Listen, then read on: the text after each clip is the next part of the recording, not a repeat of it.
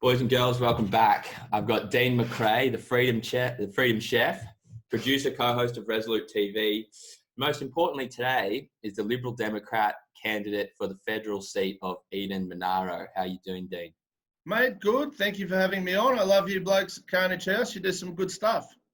Ooh, I appreciate that. And it's interesting because you're now doing a similar thing. Good argument to say with better production quality in your Resolute TV.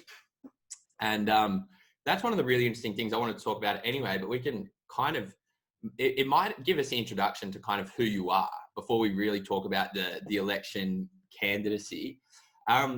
So what is Resolute TV? What does it talk about? What's the kind of idea behind this new kind of online content channel that you've created? I kind of pulled it out of my rear end, which is not something very politically correct for me to say, but that's sort of one of a thing.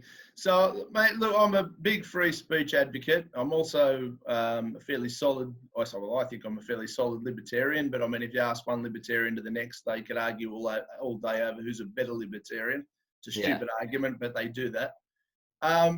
But, you know, the COVID thing happened. I had some time on my hands, and I actually worked out that I had a really good group of different friends, associates, people I have access to with different views, different skill sets. You know, I've got a Bitcoin guy, and in part it started out as a bit of a concept where I thought I can learn from these people. What's a good way to learn from them without sort of, please pay me attention and teach me everything you know, because you can only get so much into a day or a time or a period. So I thought, what's a good way where win-win, how do you work together to learn stuff? So, I contacted 4 or 5 people. And to be fair, I'm friends with Dia Beltran, as controversial as she is, which is ridiculous. She's a great, good-hearted girl. And she sort of said to me, oh, look, you could do something like that, but how would you do it? And I said, we were just talking about it, chewing the fat. And I said, I might do this. And then a mate of mine said, you can't just invent a TV show. Yeah. And my old man, he died a few years back, but he used to have this saying when I was a kid, and it's always stuck with me, and that was, there's no such thing as can't. He hated the word can't. And if I'd say, I can't do that, he'd look at me as if I was mad and go, what do you mean you can't? There's no such thing. Figure out how. And so being told that I couldn't, or, I can't have a TV show in, the original goal was 10 episodes in 10 weeks. And we're at 7, and the idea was to get an hour of content. Most episodes are an hour 20 to an hour 30, just because there was so many really cool people willing to participate. So we've made the most of it. I've reached out to a few people I didn't really have relationships with before, who chomping at the bit, and now I'm fortunate enough where people are actually contacting me saying, can I be part of this? Is there any way I can help? Can I come on board? And that's with you guys at Carnage House. It'd be great to get you guys on at some stage and share the love and share the ideas and share the platforms, and why not? I think it's a great idea and a great way to go about it. So, and it's a bit of fun, and it's good to have it's good to have, because you're very active on social media on like your individual kind of accounts and on Freedom Chef and stuff, but it's good to get you as like an official kind of have a channel where you can kind of curate your own content. But one of the things I thought that was really interesting, what you said about this idea of how your dad wouldn't like you to say can't, and I think that's like actually CANT, not yeah. C. Yeah, we'll clear that up for my grandma in the audience. For the sensitive people watching, yeah. Yeah, but I think it's interesting because I think it kind of gets to the heart of a lot of like libertarian thinking, is actually just like how powerful people actually can be when they really put their mind to something. And because if you come to the worldview that you're only as powerful as your environment lets you, or as you can only operate in the box that other people put you in, then it makes sense, right, for you to put all your trust in the government to solve all of your problems. But if you actually believe that you can achieve really great like things, then it makes sense to limit the government and their control over you, so you can have maximum control over your own life and your own improvement. And I think that seems like that might have been, helped you formulate your libertarian opinions from a young age. Sure. Look, I mean, I didn't know what a libertarian was until 5 or 6 years ago. And up until my father's death, I don't think to that day he knew what a libertarian was. But he did live a lot of the values that I can see in hindsight. And what I've noticed about Australia is there's an awful lot of people who at least in certain areas of their lives or belief systems, are libertarians or want to be libertarians. They just don't know what a libertarian is. And they're boxed into this left-wing, right-wing nonsense, which probably had some value 30 years ago, 40 years ago. In modern politics, it doesn't, in my opinion, doesn't hold any value anymore. Everything that was libertarian before, or right-wing before, or left-wing before is just so blurred now that there's no. You have people who have money and power and influence, and then you have people who think that they're subservient to those people. And one of the things you mentioned at the start was free speech. And if you were to travel back 30 years ago, it was the left-wingers who were fighting for free speech against the kind of ultra-Christian right in America who were looking to like ban The Simpsons and like, the different rap groups coming up. And it was the left-wingers who were the countercultural force, who are the people fighting for free speech. And now that's all of a sudden a right-wing issue. I think you're exactly right. What that means is it means that the left-right divide might not be a useful way to judge people's opinions. And I think that's happened for multiple reasons over the last few years. For me, it's sort of been funny to watch because, you've obviously taken some notice of some of the stuff I do. I don't really identify as a political or a politician-y type person. I don't want to be. I think the running slogan is the anti-poly. Yeah. And the reason for that is because there's a lot of people who go straight out of uni, or these big machine right and left parties. There's a machine. You come out of uni, okay, he seems a bit sharp. We'll grab him into the machine and we'll send you out to the people. Be a staffer for someone and... That's it. Yeah, exactly right. Yeah. There's like this little apprenticeship you do if you want to leave uni, never have a real job and go straight into politics and earn you a couple $100,000 a year, or even the staffers are getting pretty good dough, but it's all taxpayer money, and there's not the level of accountability that I'd like to see out of any of these people. That's for sure. Well, let's talk about, because one of the points you've put out on your election platform is that you want to lower politician and senior bureaucrat pay by 20%. I think it's particularly during this COVID-19 time when a lot of people have lost their jobs. Why don't you kind of talk about why you decided to run with that point? That was an early starting point. I wanted to make my position clear that the politicians are accountable to us and they should share in our pain. I've been involved in, I've got a hospitality background. That's where the Freedom Chef thing comes from. My entire last 20 years has been dedicated to one industry that's now essentially been decimated by government decisions. It wasn't the owners or the business owners or even the customers that decided it was time to close. It was the government said, no, you can't close. Thank you. Shut your doors. Now that sort of thing, without these guys taking any sort of a pay cut. They didn't take a hit. There was no backlash on them. They still get their, I think, was it $400,000 or $500,000 a year? I think Albo's getting $300,000 a year, give or take. But if you own a little cafe or a little restaurant in any sort of capacity, sorry guys, put all your staff off, shut the doors. We've decided you're no longer allowed to trade, which goes against my free market principles as well. If you've got all the facts and you wish to be open and trading, well, that's on you. But to have an outside force that hasn't suffered any direct pain, and when I say the outside force, I don't mean the government itself, because they're in all sorts. Anyone who's even seen 10 minutes of television, they're in all panic stations. And if they're not, they're lying, which, is how it works. But they're still getting this $300,000 a year. So, every week or fortnight, depending on, the pay date, their money's in their account. Their bills are paid. They're not sitting at home. And I know business owners sitting at home at the moment, or have been over the last few months, not sure whether they should go to work, give up, bankrupt. This sort of stuff is getting really serious. And, mate, Matthias Cormann's money's there every week, every fortnight. It's very easy to go on TV and big note yourself about all the things you're doing for everybody else when essentially you've done nothing. At least take 20%. 20% was my mandatory minimum.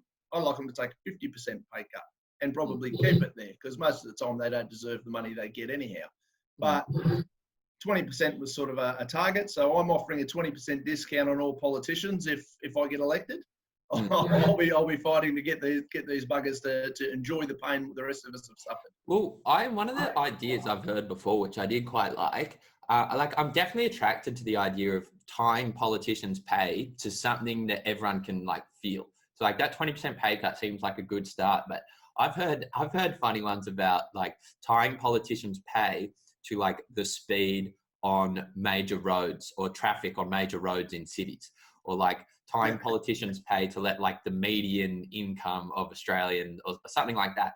Because then that would actually, I would love that in the sense that it gives them a real incentive to improve people's lives. And in the set, like if they're able to tie it to something to do with like Australian people's wages or Australian people's salaries, it might actually give them an incentive to like deregulate whole lots of the economy, like drive economic growth and live and create competition of labor and really lift everyone up. But if their salary is just kind of there in the bank account each week, it might be a lost opportunity in terms of tying their incentives to the incentives of like to the goals of Australians. Well, that's right, mate. And the current incentive they have is stay elected for as long as possible, get my pension, keep my money, don't lose my job. Yeah. You know, and I made a video, actually, it was released this morning regarding the Labor Party that in the I think it was the Australian. Yeah, I saw that video. On the weekend, you know, like they're really excited. Albo's not going to lose his job if they don't win this by-election. Like, who cares? I don't know your financial situation, none of my business, but I know an awful lot of people who haven't got a pot to pee in or a window to throw it out of. And these guys, their big running platform is, all right, we'll keep Albo safe. Yeah. Who cares?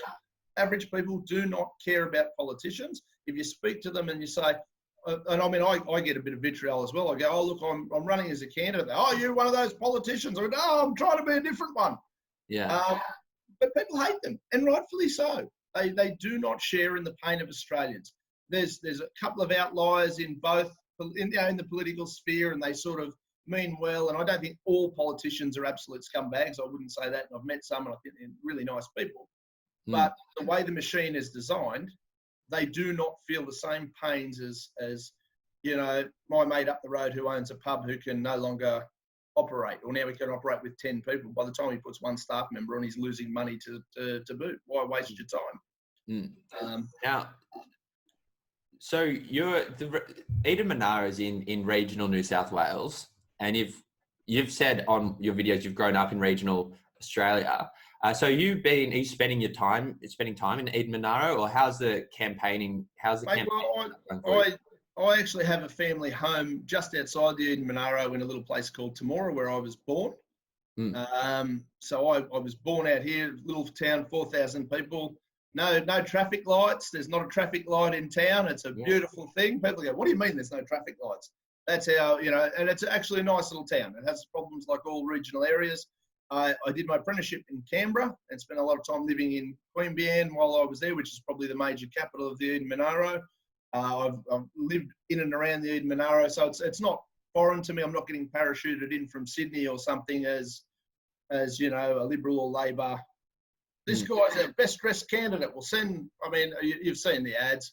You know, they've just about threatened to throw everybody in there. I'm surprised. Yeah. I'm surprised they haven't brought John Howard back and offered to run him in the Eden-Monaro. It's hilarious. Yeah. But yeah, I spent the whole day the other day in Tumut, sort of, you know, catching up with them. I've got a lot of friends in these areas, and so I'm linked in well and truly. I've spent a lot of time, obviously, when I was living in London. I didn't live in the Eden-Monaro, but I spent a lot of time. The Eden-Monaro is a massive, massive piece of dirt. You're essentially talking about the surrounds of Canberra and all down the sort of side of the east coast, as far as down to Bega. So Bega, Tumut, Yass, Queanbeyan, all around there, and then you've just got Canberra in the middle of it that you take out and ignore. Now, as far as I'm aware, from what I read, have they announced the actual election date for? No, it hasn't been announced. Mike Kelly resigned due to poor health, which, you know, like, I don't care what political spectrum you're on. From all reports, Mike Kelly was a really nice guy, and he did a pretty good job for all intents and purposes. So, you know, you never wish ill health on anybody. But he's sort of announced his resignation, retirement, step down, whatever. Within days, of course, the Labor Party announced their candidate, who's the former mayor of Bega, or current mayor of Bega. And then we saw the coalition sort of, I don't know, in my opinion, dropped the ball at every possible opportunity to throw everybody but the kitchen sink at this seat. Yeah. Which was fairly sad, I thought. Yeah. Well, obviously the Liberal Democrats are a minor party, and it's probably difficult to win seats like this when you need what do you need, a majority, including preferences, to win? Yeah. Look, you'd need to do very, very well on the numbers. I think there was, 40,000 votes was required to get in the ballpark. It's a big electorate. I think there's two parts of me with this, and there's the Dean wants to win. Yeah. So I'm not doing it not to win, but there's also a guy who can count and realises that there's two great big machines. So the other day when I was in Tubman, funnily enough, the Labor Party candidate was in town. She had Albanese, the Labor Party. Who doesn't know, Albanese is the Labor Party leader. So, he's a pretty big fish relatively. And they had their little swarm of an entourage cruising around this little country town. So they stood out like a big machine, and, you got little old me wandering along going, "Oh, guys, how you going? Used to play soccer with you, back in the day." Yeah. You're sort of selling the same thing. You start selling a seat in the Eden-Monaro, but we're selling it from a very different perspective, and I feel for very different motivations. Yeah. So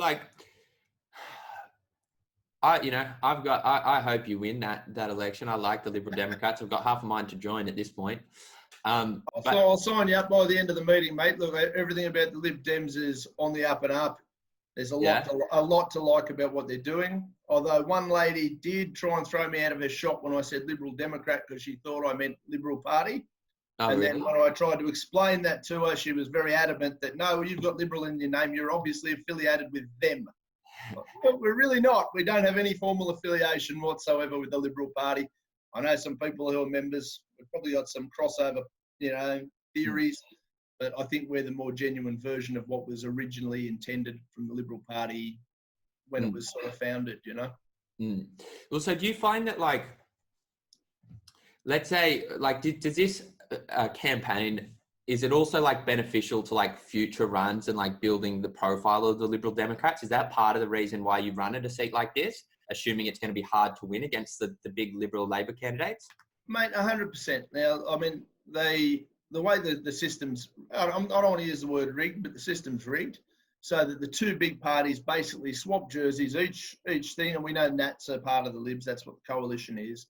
So if you've got a Nationals leader, you've essentially got a coalition member. So, it's designed around the two big parties, two big machines flog each other off and go to war. And I don't think they really care that much who's got the seat, as long as somebody from One Nation, Liberal Democrats, or, the shooters, fishers and farmers don't get a start, or the Christian Democrats or any of those guys. That breaks the cycle of their control. I think that's how I sort of see it.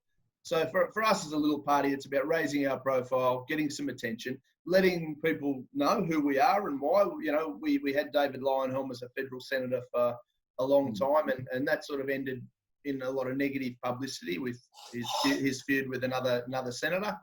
But in saying that, David did some really good work. David ran inquiries regarding the Murray-Darling Basin. Now, I'm not an expert on the Murray-Darling Basin, but I'm learning about it rapidly. And David was talking about all those fish they saw dying years ago. We're at the forefront of actual real people issues and real people problems, as opposed to the usual spin from the major parties. Well, that's part of what I wanted to talk to you. There's another question, because on your kind of profile for the Liberal Democrats, it talks about disbanding the failed Murray-Darling Basin plan to help farmers. Now, I would definitely know much less than you do about that. You say you're learning rapidly about it. And it seems like is that like a local issue for the people of Eden-Monaro? Well, it's a 4-state issue. So I actually had a chat with a fellow the other day who's really, really, it's a massive, massive passion for him. And anybody who's in the agricultural community needs to sort of, or it affects, do you know what I mean? Like it does affect these people. It affects their ability to make money. It affects their ability to generate profits out of their farms, support their families, build their businesses. And, it all sort of seemingly started with some shady government stuff down in South Australia 100 years ago. You know, but it's flowed on, and the Water Act of, I think it was 2007, 2017. Sorry, 2007. Sorry, I just want to make sure I got that right for your viewers. So the Water Act of 2007, it sort of has allowed this cluster of problems to maintain, and from all accounts that I'm getting, from all my advice and whatever, is that it'd actually be a really simple problem to solve. Right. Which again, you sort of look at it and you go, well, why aren't they solving it? You know what I mean? Like, I'm not a university degree. I don't have any of that sort of background. It's not what I am. I'm a guy who's had little businesses, lost little businesses, won little businesses. You know, I've worked for other people. I've managed people's stuff. I just work.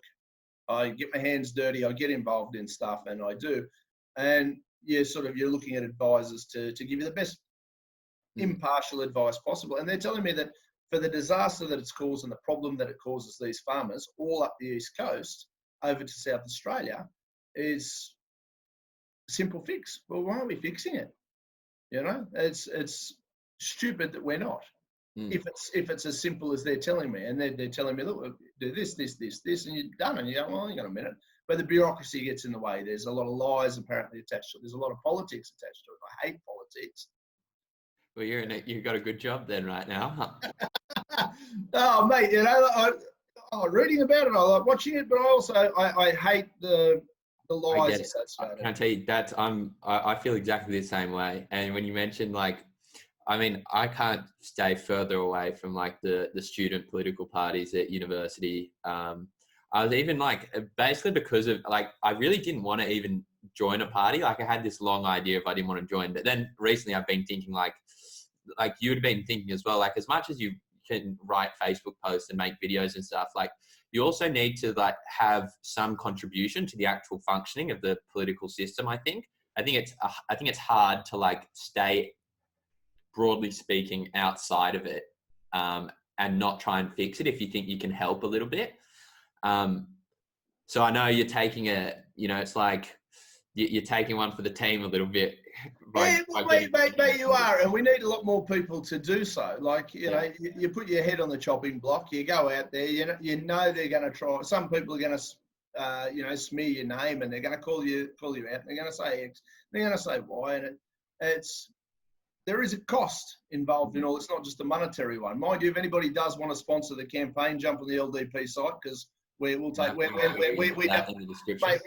Mate, well, look, we don't have big donors or anything like that. It's not a big business machine like the Libs and the Labor Party. We get people, individuals who go, mate, I'll give him $20, see if we can get him across the line. That's what we're running with. But mate, yeah, you're 100%. And I had a lady ring me earlier. She's known me for years, and she's just spotted all this stuff online that I'm running. Oh, you're so brave. They're gonna say things about you, and they're gonna do this. I said, I know. I've just accepted the fact that that's gonna happen, and you're either a victim of the political system that you're in, you know, and they're the people who sit around and they don't say there's no such thing as can't. They say, well, that's just how it is. Well, I can't clean my driveway or do something because the council won't let me. Like, what are you talking about? It's your house. Do whatever you want, you know. Like, yeah. And that's sort of where the Lib Dems come in. We're sort of here to hold everybody account and say, no, you're a government, right? Your job is to serve the people. That's it. You're not here to control us. You're not here to tell us what we can and can't do. Your job is to provide very basic services and help the people who can't help themselves. What we currently have is a system of government whereby, and it's an old libertarian theory, is, you know, the government will come along, break your legs, and then they'll give you a wheelchair. They'll sell you the wheelchair, and then they'll tax you for the cost of using the wheelchair until you're back, and then they'll ask you to thank them for, you know, getting you the wheelchair. Yeah. That's most of society, you know, like, they cause a problem and then they try to tell you what a good job they've done fixing it. It makes no sense to me. Yeah. We don't need this many politicians telling us how to live, mate. One of the other points you've made is talking about defunding the World Health Organization. And I can't tell, I'm very sympathetic to Donald Trump when he's defunding it and ripping them, because they made some dumb errors. Like, if you guys are the best doctors in the world and you guys say there's no human-to-human transmission, like, that's like the first job you have to do on a virus is see if it's human-to-human. And I'm glad you brought up Donald Trump because, I am a fan of Donald Trump, although I don't agree with all of his policies. And people go, well, if you like Trump, you guys need to think just a little bit harder. I love him as an entertainer. I think as a leader, he stood up and ran with the ball, and he's far superior to anybody else that they had in the ballpark. Has he made errors? Of course. Is there policy problems? Of course. Because there's nobody who has all the answers. I don't care how smart and how good you are. So it's naive to be saying that Donald Trump isn't doing a good job. He's doing the best job he can with the information he's got. But and you could arguably say the same for the World Health Organization. Like, arguably, are they doing as good a job with the resources and the capabilities they've got? I would argue no. Based on how much funding they receive from other countries, I think it's been a disaster. Obviously, Trump thinks something similar. That's why he's defunding them. But the other side that really concerns me with things like the World Health Organization or the United Nations or any of these organizations is, who are they actually accountable to? If you look at what's happening now with the Chinese threats on our barley and all of our, our resources that they love to buy, well, we're not going to buy them. We're going to have tariffs on them. And you're very naughty. The question is, who are these people accountable to? Who's holding the World Health Organization accountable? Donald Trump's argument that they're the biggest funders of the World Health Organization. Why is their allegiance to China? It's a big claim, but then you sort of also go, well, so are you saying, Donald, that because America is the biggest funder of the World Health Organization, that they should be accountable to America? I'd like to see them accountable to the people, all of them. But how do we make that happen? It's actually a really interesting point. I've been reading, so my mind was wandering a little bit. I was going to say one reason, I think one of the best kind of libertarian reasons to like Trump, and one of the reasons why I really liked him on his campaign, and he's kind of been here and there on his policies in the Middle East, right? Because on his campaign, he was saying, we've got to get out of the Middle East. We'll just let Russia and Assad handle Syria. We don't need to send Americans fighting, doing regime change wars. And I was like, I thought that was really good. And from like a libertarian perspective, it's actually not only you're not spending all the money, but you're not sending all these people over to die. And it's really good. And that's one of the reasons, that's one of the only reasons I would consider going in politics, like eventually, is just because of like simple issues. I'm like, what are we sending people over here for? Sorry, but the final leg of this kind of imagination thing that I just had was, so America funds like the International Criminal Court, I think it's funded a lot by the UN. I believe is what I've been reading about. And the International Criminal Court has only ever prosecuted Africans. And that's because they're funded by all the other countries. And so they wouldn't want to like prosecute nationals from that country. And it's like the International Criminal Court. And, we've had a lot of, shifty dealings in like the Middle East. Surely there's got to be some international criminals there. Surely there's got to be some international criminals in America from like waging these. And arguably in Australia, mate, we're not innocent. And Australia too. And that's why, that's what was brought to mind when you said, well, who are these guys accountable to? And it's like, well, you can essentially do whatever you want if you're the top brass of like America or Australia or a lot of countries. And if you also significantly fund these international bodies, which are supposed to regulate behavior, apparently, it doesn't actually matter. Yeah. And mate, you're spot on the money. But the other point there you made there that was very poignant was you'd run based on some simple issues. They should all be simple issues. From a libertarian standpoint, I don't know how into it you are. I know your family's got a bit of a political history and things. We'll keep that on the DL for a big reveal at some point. But oh, right. Yeah. I won't reveal anything too exciting, but you do have a very worthwhile family history in politics. So I know you're somewhat aware. You're very politically aware. The libertarian simple for them, at its most simple breakdown core is do no harm. Do whatever you like, but don't affect me. Don't harm me. Don't do anything you're going to do. If you want to smoke marijuana, mate, it's not up to me to tell you can't. What I can say though is you can't do it in my house because it's affecting me. That's how simple life should be. Mm. And I think the policies is, does it affect anybody else? Are we taxing people unnecessarily? Are we inflicting our moral view on somebody who's not affecting or hurting anybody based on some holier than thou, I'm quite better than you? It's Exactly. a condescending way of looking at it. And politicians have fostered this for years so they can condescend to the people, and the people go, oh, well, that guy, he's got a degree from a cereal packet somewhere. Who cares? Yeah. Yeah. Well, one of the beautiful things I think, which is very tied to that idea of do whatever you want and do no harm, is that often like we're wrong about things. And so if the government does something, and the government's obviously like means force, right? They force people to do things, force people to pay money, whatever. It comes from a place where you're so 100% convinced that you're correct that you have to make everybody else's decision for them. And I think that like one of the beautiful things about the libertarian principles is that I think I can do what I think is right as long as I'm not hurting you, and you can do what you think is right, and we can both live our lives however we want. And one of the beautiful things is it's like free speech as well. Like there's a chance that I'm wrong on this, and that's why I'm not going to impose my way of life on you. And there's a chance that you're wrong, so you can't impose your way of life on me. And I think gradually, once people can see what type of things work, then society starts getting to better places. But that's because of individuals working together. It's not because of a government mandate. Yeah, I mean, and here's the problem with the government machine that I see. There is not one person in Australian Parliament as a bureaucrat or an elected official that is going to be a better Dougal Cameron than you. There is not one. And I don't care how many degrees they've got. I don't care how many years experience. Now, that doesn't mean that you can't go to somebody like Scott Morrison and learn something. And I'm not pro or anti-Liberal or Labor. I don't like either of them very much. I think they both encroach far too much on our lives. But either any of their leaders, any of their politicians, you can learn stuff from them for sure. And they have great ability to contribute. But what in the hell gives them the arrogance where they can go, Dougal, I'm better at being you than you are. I'd like you to do the following from now on in. Now, there's an argument mums and dads can do that because they're trying to teach you things as you're getting older. You know, my parents did. Dad used to give me a good boot up the backside when I'd need it and stuff like that. But that's a family unit.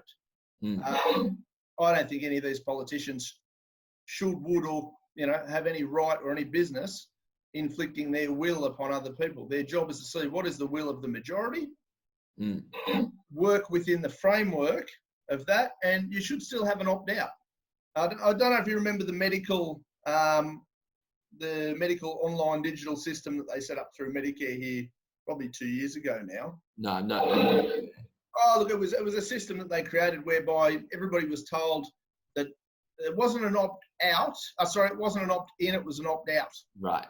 So they set up this system, and if you were over 18, you were automatically part of this system. How lucky you are. We're not going to ask you if you want to be, but we'll allow the facility for you to opt out afterwards. Now, I took great exception to it at the time, not because there was anything wrong with the system. It's a bit like the current COVID app. It's not the system, it's not the technology, it's not even the fact that we know that we're not being monitored. The question is, I need to choose to be a part of that system. If I don't want to be a part of your medical system, I shouldn't have to opt out. I didn't sign up to join it. At no point did I, consciously go, I'd really like to be a part of that. Now, the app, I've got no problem with the app, as long as it's 100% voluntary. So when you've got politicians going, well, we're not going to release anybody from this house arrest that you're all under until this many people have, well, that's putting a gun to the population's head and saying, if you don't do what we say and download what we tell you to download. It's about compliance more than the technology. They feel that it's appropriate to put a gun to your head and say, Dougal, you need to download this app. You do have a choice not to, but if you don't, I'm not going to take this gun away from your head. And that's where I take great issue to a lot of these things that they do. It really upsets me. It's wrong. It's coercion. There's no consent involved, and it's bang out of order. Well, look, I'll definitely be cheerleading for you in the Eden-Monaro by-election. We're looking forward to seeing how you're going, and we'll hopefully be able to be involved spreading some of your message. Is there anything else you want to say before we wrap up? Oh, look, mate, just one, you need to go and sign up with the LDP and we'll run you as a candidate. You'd be excellent. Keep doing the great work on Carnage House. I think you guys are doing some really cool stuff, and it's a pleasure to work with you guys and people of your caliber. So thanks for having me on. Alrighty, beautiful. I appreciate that. Good luck with your campaign. It's good that we get one of the. We always have a tendency to dribble at the end of our videos. I'm going to dribble a little bit. It's nice to talk to you, because one of the things I find slightly frustrating is not only when like you talk to, like, there's a range of people who might want to be honest, who are tied to like a political party or a political brand, but can't because they're nervous about like crossing that kind of boundary of not supporting the party when really their heart might say something else on like a certain issue or something. And so it's good to have someone like you to talk, who can say like totally honestly about what they think. And then also, like, presumably if you're a candidate as well, basically because you think everyone should run their own lives and that's like your principle, it means you can actually still say whatever you want once you're elected. Like and it's a nice little, it's actually important. I think it's really important as well. Mate, in the event that I was to get elected, which everybody in the Eden-Monaro, like, I'm quite happy to fight for you, but I'll be fighting for you to leave you alone, essentially. I'm not fighting for you so I can dictate to you how to live. I'm always encouraging people to have that courage to do that, and that's a scary thing. But if I'm elected, I will still be the same guy. I'll still be doing videos in t-shirt and shorts. I'm a t-shirt and shorts guy. I'm a bloke who was born in a small country town in Temora. I've done some traveling. I've done some cooking. I'm not all of a sudden going to wake up tomorrow and become something I'm not. I hope that resonates with people. I'm sure some are going to find it offensive and upsetting. Some aren't going to like it. Some are going to love it to bits. And hopefully it just translates it, if nothing else, just honesty. Just is what it is. All right, beautiful. We'll send people to your Facebook page for your campaign. We'll tag your social medias. We'll put the Liberal Democrat links in there. Is there anywhere else people need to be sent? Mate, just anyone who wants to check out the Resolute TV project, that's ongoing. We've got episode 7 coming up this week. We've just launched a book club as well. And tonight, I don't know if this will be out for tonight or when you guys are releasing this, but tonight on the channel, we're actually releasing what we've called the paradigm shift. And I'm sitting there talking to 3 people who were very, very prominent in the protests for, ending the lockdowns last week in Melbourne, Sydney and Perth. So if anybody wants to tune into that.